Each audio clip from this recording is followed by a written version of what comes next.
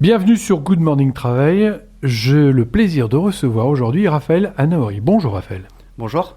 Raphaël, 28 ans, enfant du soleil montpelliérain et de la trempe d'entrepreneurs visionnaires. Après avoir forgé son expertise dans les arcanes du développement et du management de projets informatiques chez Canton Square, il a choisi de quitter la soi-disant sécurité du salariat pour embrasser l'aventure entrepreneuriale. Son ambition ? Réinventer la consommation d'objets du quotidien grâce à DIMAP, une marketplace d'impression 3D qui conjugue innovation technologique, production locale et conscience écologique. À l'image d'un chef d'orchestre, Raphaël relie modélisateur, imprimeur et consommateur, orchestrant une symphonie où chaque objet est unique, fabriqué à la demande, sans surproduction ni gaspillage.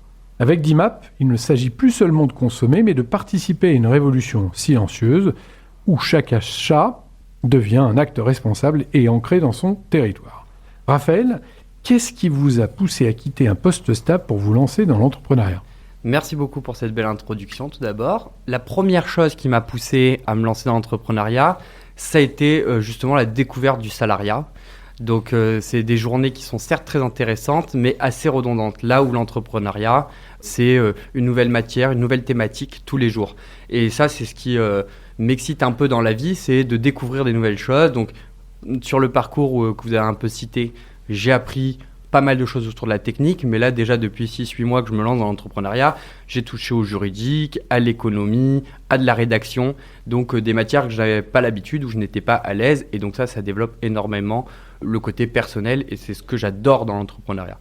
Donc c'était quelque chose que j'avais en tête déjà avant de me lancer dans le salariat, et c'est juste que j'arrivais à un aboutissement, on va dire, dans le salariat. En tout cas, j'avais les grandes clés, les grandes lignes, et donc je me suis dit que c'était le bon moment, avec aussi les variables que nous donne quand même l'État français, donc notamment le chômage pour entreprendre, qui m'ont dit c'est bon, là on a toutes les clés en main, on peut se lancer. Super. DIMAP, c'est une marketplace. Est-ce que vous pouvez nous expliquer le concept ? Je l'ai présenté rapidement, mais... Donc c'est vraiment le même principe qu'un Uber, sauf qu'au lieu qu'on mette des restaurants, des livreurs à vélo et des consommateurs en lien direct, nous on va mettre des imprimeurs 3D, des modélisateurs, donc ça c'est une petite variable supplémentaire puisque ça va permettre d'avoir une marketplace plus complète chaque jour, puisqu'il n'y a pas juste le restaurant qui propose ses plats, mais c'est comme si tous les plats étaient préparables par tous les restaurants. Donc là, on a encore plus d'interaction sur ce type de marketplace que sur un Uber, mais le principe fondateur, c'est vraiment de dire, voilà, aujourd'hui, grâce à la technologie, on peut créer quelque chose aux États-Unis, en tout cas le schéma de pensée, puis ensuite le produire à côté de chez nous, par exemple à Montpellier, pour ensuite le consommer 2-3 jours plus tard. Donc on se retrouve avec les avantages qu'on peut avoir dans la grande livraison aujourd'hui, les avantages de la consommation, on va dire un peu écolo, et les avantages aussi de l'internationalisation, puisque tout est partageable entre tous les pays. C'est pas une masse à faire cette histoire, c'est de l'engagement, du financement, comment ça se passe ? Alors c'est effectivement toujours plus compliqué comme tout projet entrepreneurial, en tout cas je pense, que la simple idée du départ. Donc moi quand je me suis lancé, j'avais en tête 5-6 mois de développement avec mes capacités bien évidemment assistées par l'intelligence artificielle.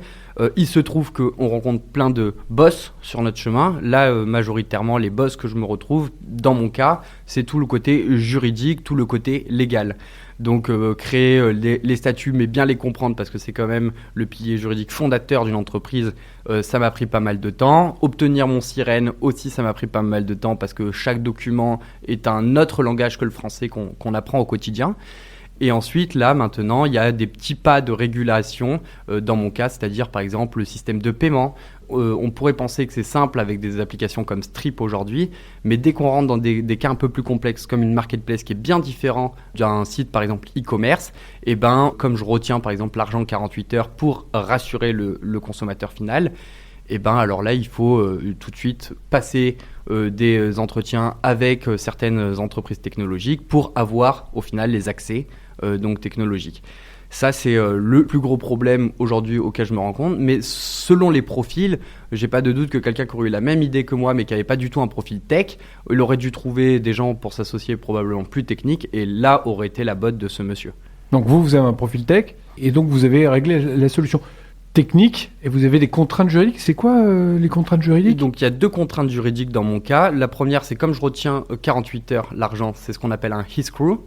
Et donc là, il faut avoir des entreprises certifiées pour pouvoir ensuite déployer cette solution technique de manière automatique. Par exemple, là, dans mon cas, moi, j'utilise Strip Connect, qui est une extension de Strip. Et ensuite, pareil pour la livraison, comme je change à chaque fois l'expéditeur du colis, l'adresse change. Et donc là, pareil, il faut un audit de la solution et rentrer en communication avec les commerciaux des solutions proposées. Donc, par exemple, on peut citer la française Upela, qui a son service pro qui s'appelle Upelgo. Et donc tout ça, ça demande des communications. Pour peu qu'on s'y prend dans des temporalités un peu difficiles comme j'ai fait, ça fait qu'on arrive pendant les fêtes de Noël et donc tous les développeurs sont en vacances. Donc on ne peut pas créer les accès et donc on perd 1, 2, 3 semaines. Et ça, c'est compliqué à chiffrer dès le départ parce que avec mes connaissances tech, c'est vraiment aujourd'hui on se sert dans des librairies et j'avais pas forcément la conscience sur ces box technologiques qu'il fallait rentrer en contact, avoir un audit, ensuite avoir les accès et ensuite on peut recontinuer à développer et tout ça, pour ça il faut bien évidemment en amont avoir le sirène. Si on ne l'a pas fait avant, moi je voulais le créer comme beaucoup d'entrepreneurs le plus tard possible pour repousser de la compta, pour gagner un peu de temps, on se retrouve un peu bloqué. Donc c'est des problèmes juridiques qui sont derrière vous. C'est ça. Concrètement, comment ça se passe ? Moi je suis consommateur, j'ai besoin de faire fabriquer quelque chose à proximité, je vais sur la marketplace et comment ça se passe ? Alors, il y a plusieurs cas, parce que justement, on voulait, quand j'ai réfléchi l'idée, je voulais avoir tous les cas de figure que représente l'impression 3D, parce que ça reste quand même quelque chose de niche et qu'il faut le démocratiser. Donc, il y a le premier cas de figure, vous avez une imprimante 3D chez vous, vous allez juste aller sur DMAP, comme vous irez sur un autre site qui existe aujourd'hui, télécharger un modèle, l'imprimer, qu'il soit payant ou gratuit. Le deuxième cas de figure, c'est vous avez déjà une idée en tête, mais vous n'avez pas d'imprimante 3D. Donc vous avez votre modèle 3D. Là, vous l'uploadez sur le site. Ensuite, vous remplissez un cahier des charges. Là, on va vous faire la liste des imprimeurs qui sont capables, en fonction de la géolocalisation, de vous l'imprimer. Vous en sélectionnez un en fonction de vos préférences. Et là, il accepte le contrat. Il imprime. Vous recevez quelques jours plus tard. Et le dernier cas, vous n'avez rien du tout, ni modèle, ni impression 3D, ni peut-être même idée. Là, vous allez scroller sur DMAP et vous trouvez le modèle qui vous fait plaisir pour un cadeau, pour vous, pour ce que vous voulez. Ensuite, vous trouvez votre imprimeur comme précédemment, le devis est accepté, vous payez, vous recevez 3 jours plus tard. L'imprimeur, il est géolocalisé par rapport à ma demande. Moi, je suis à Marseille, vous me trouvez quelqu'un aux alentours de Marseille. C'est ça. Ça, c'est votre promesse aussi. Ça, c'est la promesse. Aujourd'hui, donc là, je suis en train de finir, moi, justement, la dernière brique technologique qui est la livraison, puisque j'attendais mon accès que je viens de recevoir, en tout cas pour le test. Mais dès qu'on va sortir, il y aura une période un peu bêta où on va essayer d'abord avoir que des modélisateurs et des imprimeurs pour mettre de la data sur l'application et ensuite, on distribuera ça à l'ensemble des clients. Donc, c'est pas sûr que dans un premier temps, si vous habitez à Marseille, il y a un imprimeur à Marseille. Peut-être il sera justement à Montpellier ou Perpignan. J'en sais rien pour que ce soit un peu plus loin carrément. Mais sur le long terme, en tout cas, c'est l'objectif, c'est d'avoir à chaque fois de l'impression à côté et qu'il n'y ait plus que le dernier kilomètre, comme on dit, à faire en tout cas en livraison. Quand est-ce qu'on va pouvoir utiliser les services de DMAP ? J'espère avant la fin du mois. D'accord. Alors, la fin du mois, donc ça veut dire vers février. Vers février. Aujourd'hui, vous êtes tout seul à porter tout ça ? Alors, je suis tout seul pour le plus gros. Je me suis fait un associé qu'on va pour le moment garder secret parce que ça fait partie un peu de la communication qu'il veut faire. Il est Instagrammeur et donc il a une belle communauté aujourd'hui dans l'impression 3D avec à peu près, on va dire, aux alentours de 200-300 000 followers sur Insta et YouTube. Et donc lui, il s'occupe bien évidemment de toute la partie marketing. Moi, où je m'occupe de tout le reste, donc bien évidemment technique, juridique, développement légal, etc., etc. Donc, vous avez visé les étoiles. C'est quoi les objectifs là sur 2026 et les 5 prochaines années ? L'objectif, une fois qu'on a mis en ligne la plateforme, le but, ça va être d'avoir déjà des premiers retours, que ce soit sur les insights. Aujourd'hui, j'ai fait des prévisions de dépenses et des prévisions de revenus, bien évidemment. Donc, c'est de voir si mes prévisions de dépenses, en tout cas sur les briques technologiques, elles sont vraies ou pas, et ça va permettre d'ajuster le business plan, d'ajuster la projection de revenus. Et donc, le deuxième objectif de cela, c'est de pouvoir présenter ça à des investisseurs et d'aller chercher du revenu. Les premiers revenus que je vais aller chercher sont fort probablement d'internaliser un développeur, puisque c'est ce qui me prend le plus de temps et que j'aimerais avoir plus de temps pour passer un peu de temps à créer du nouveau produit, aller récolter les insights des utilisateurs, pourquoi ils aiment pas, et comprendre si je dois adapter mon produit. Et ensuite, si j'ai un peu plus que juste la levée pour le développeur, là, ça sera bien évidemment du marketing à fond.